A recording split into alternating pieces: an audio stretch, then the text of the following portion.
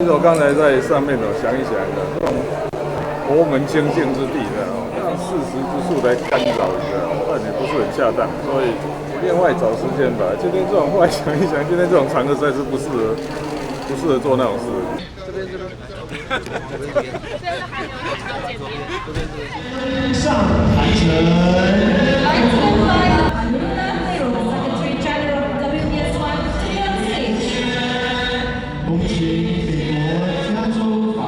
被戏称说是桃园三结义，结果今天只有你一个人来，会不会有点寂寞？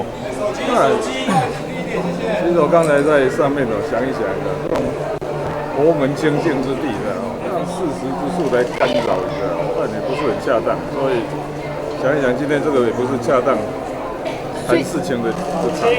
所以还会再另择嘛？因为现在好像郭跟王那边都说不排，就是有机会。另外找时间吧。今天这种后来想一想，今天这种场合实在是不适合做那种事。这个叫市场决定论，什么意思呢？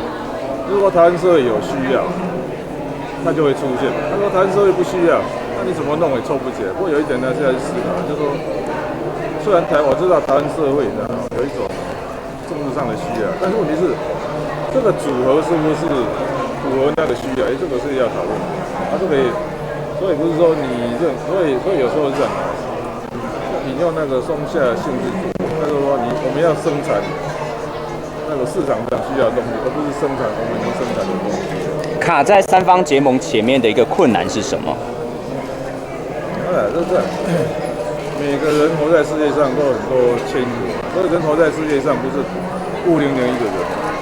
有亲朋好友，有七情六欲，有爱恨情仇。这个每个人，然后是这样嘛，每个人的那种人情世故不会完全一样嘛。所以我每次讲说，我们不要说外面的朋友，自己家里夫妻也没有每一件事情意见都一致的，所以这个也还好。因为韩国瑜是不是如果常常有刻意不跟你见面，所以可能让你有点伤心？就拒见你。这也没有什么，这个常常是这样，或者说世间一切顺其自然就好。可是他2次拒见你耶，可是以过去的交情2次拒见你，不会心里有点感受吗？